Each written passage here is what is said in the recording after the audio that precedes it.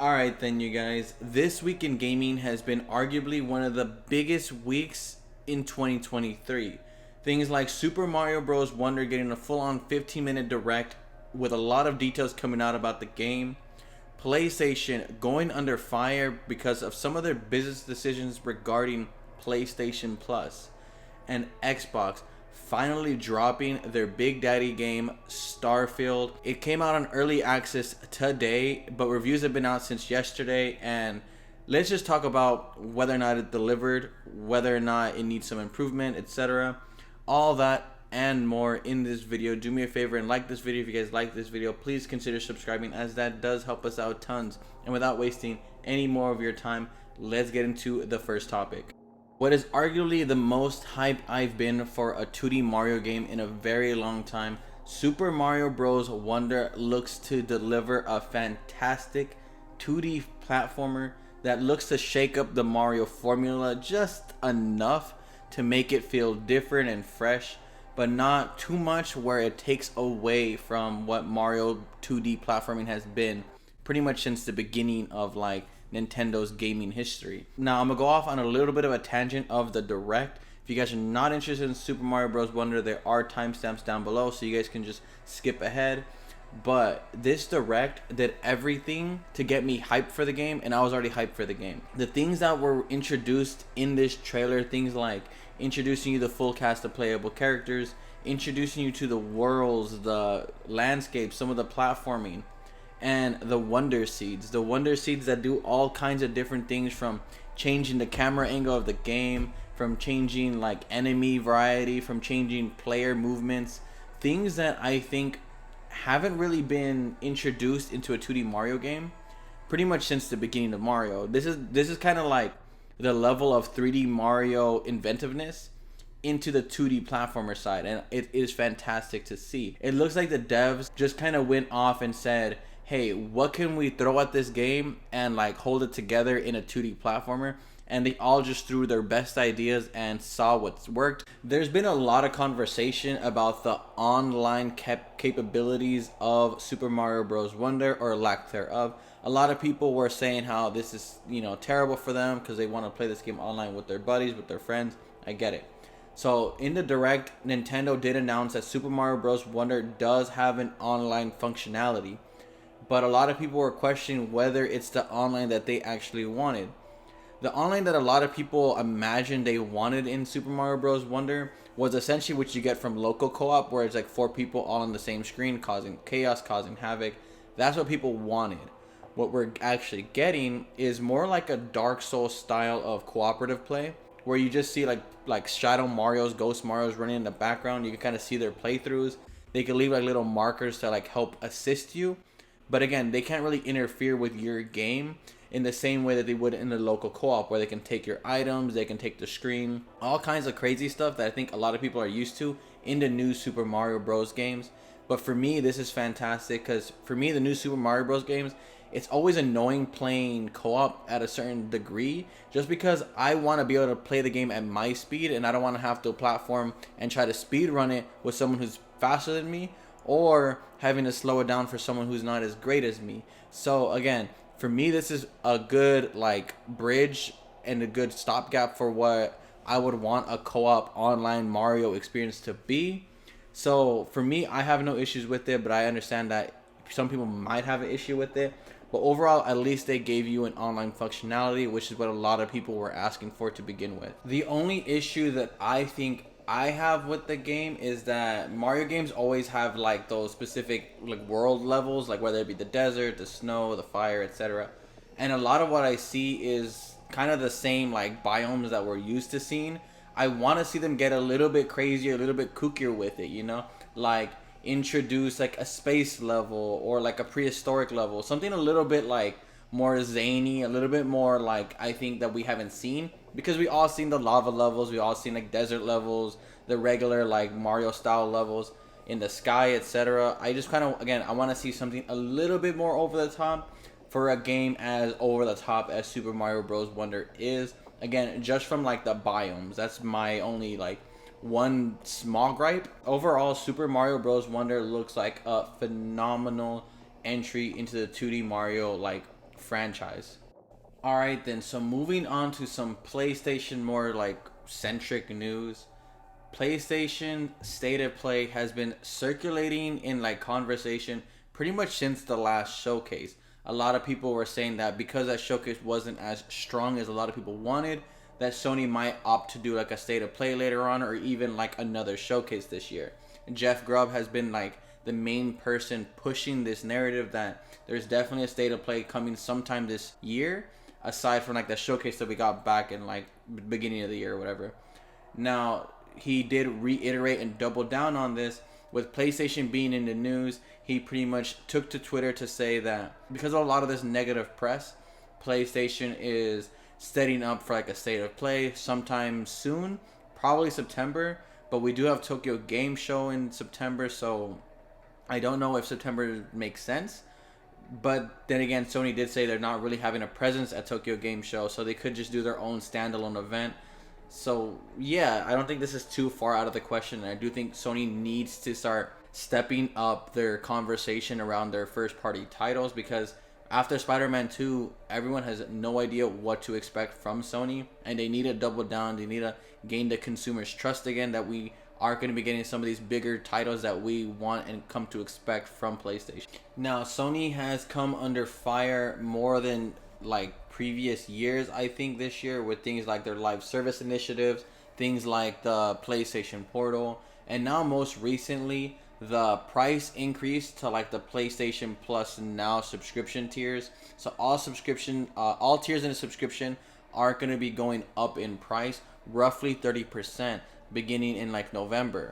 So a lot of people were a little frustrated at not just the fact that they're raising the price, because I think we're all used to that, but by the amount. The fact that it's almost an egregious amount like upfront with very little warning. It's pretty much just like a couple months, and there's just not a lot of like incentive for a lot of people to stick around and say, yeah, we're willing to pay all this extra price without getting any extra features added to it. So I get it. I understand why a lot of people would be hesitant to subscribe. Normally, when companies do like their price increases to their subscription services, they do it incrementally, like throughout years, versus Sony just upfront said, hey, we're charging this X amount. And the optic is that it's seemingly just because they can, not necessarily because they need to, not necessarily because, they're offering more features, etc., etc. They pretty much just said, we're going to be raising our prices. Oh, and here are your monthly games for like PlayStation Plus. It just rubbed a lot of people wrong, specifically like the optics of it all. Sony did announce the games coming to the PlayStation Plus subscription, and the games are Saints Row, Black Desert, and Generation Zero. Very little fanfare for any of these games. Am I interested in any of them? No, not really. It is what it is. But, I mean, what can we expect? Sony just does these things. They're the market leader, so they're just gonna like continue to bully the consumers until either the consumers step up and say this is enough, or until competition steps up and say try harder. Moving on to some pretty sad news. So the Embracer Group is like a big like corporation that's just been buying up a lot of these video game like studios, and they've recently lost a lot of money for a deal that did not go through with another like company. And essentially a lot of the like umbrella companies underneath the Embracer Group are starting to feel the effects of this. And currently the conversation is on Volition. Volition Studios is, from moving forward, actually shutting down. Volition is the team that have made Saints Row. They made tons of other games, but they're a pretty iconic studio. And it kind of sucks that they didn't make the best game, Saints Row. But it's not like Saints Row has been historically a bad game. I think definitely they could have like had a second shot at making like another Red Factions game, or even maybe like retrying Saints Row. Just because they made this bad game does not mean I think that they should like go under. Especially when it's more of like Embracer's bad business dealings that are forcing some of their other companies, some of their other studios to like fall through the cracks. Overall, I wish everyone the best at Volition, and I hope that they find jobs in other studios that hopefully appreciate them more. And I'm just hoping that at least the IP, specifically Red Faction, because I miss like Red Faction Gorilla, hopefully the IPs can remain present moving forward with just Embracer. All right, now let's talk about the moment I think a lot of people have been like waiting for. Whether you're like an Xbox hater or you're an Xbox fanboy or you're just a fan of like big, large, specifically Bethesda style games, Starfield reviews have finally came out and they're interesting. I think a lot of people were expecting more, specifically with the fact that this is going to be the standard bearer for Xbox moving forward. This is one of the biggest titles to release on Xbox pretty much since this newest console generation began. A lot of their mainline titles like Halo did not deliver, and Gears of War is nowhere to be seen. So a lot of people were looking to Starfield to be this big flag bearer for Xbox. And it's great. Don't get me wrong. So Starfield's review ended up being an 88 overall on Metacritic, which is a phenomenal score. But when you look deep into what that 88 actually looks like, it is so controversial, I think. There's some people I see rated 5 out of 10. There's some places rating it 10 out of 10s. There does seem a little bit to be some fanboying. Like if you look at any Xbox like media outlet, whether it be like Xbox Era or something, they all rated it 10 out of 10. But when you look at something a little bit more like PC Gamer or something, they rated it more like a 6 or a 7. IGN gave this game a 7, which for me an IGN 7 is like the lowest score that they give out to games. So it's not what you want to see from like your main big like game this year. If you have one game releasing, that's like the biggest game you're releasing in the last 3 years, you're hoping this is like 9, 8s, 10s. You're not really hoping for the 5s and 6s. So again, it is a very controversial score, and I think what's gonna really save Xbox is when the fan base finally gets to start playing it. So it's finally out in early access and it releases September 6th officially to the public. So I think the only thing that could really like make this game like the success that like that Todd Howard wanted it to be, that Phil Spencer needs it to be, is if the fan base can really get behind this game and say that the critics are wrong. And I'm kind of hoping to see that that is the case. Only time is going to really tell what becomes of Starfield though. CD Projekt has been like a media darling for a really long time until Cyberpunk 2077 happened. Cyberpunk 2077 released not the way people wanted it to be. They've done a lot of work with making this game better, and them releasing their expansion Phantom Liberty coming like later on this month looks really exciting for a lot of people who are fans of CD Projekt.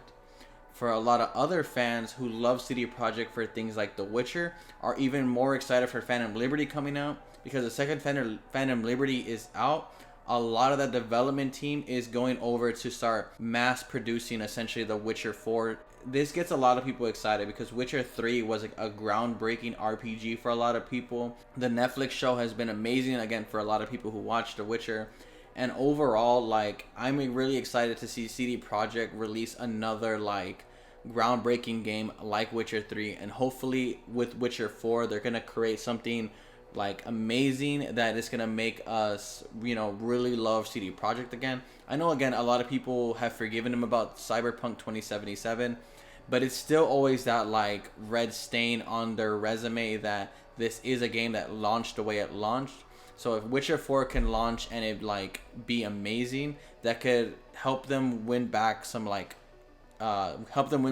respect and some credibility from their fan base. Now that Starfield is out, all attention is focused on Elder Scrolls 6. Whatever comes next after things like Oblivion, Skyrim, all Bethesda fans are really looking forward to whatever Elder Scrolls 6 becomes.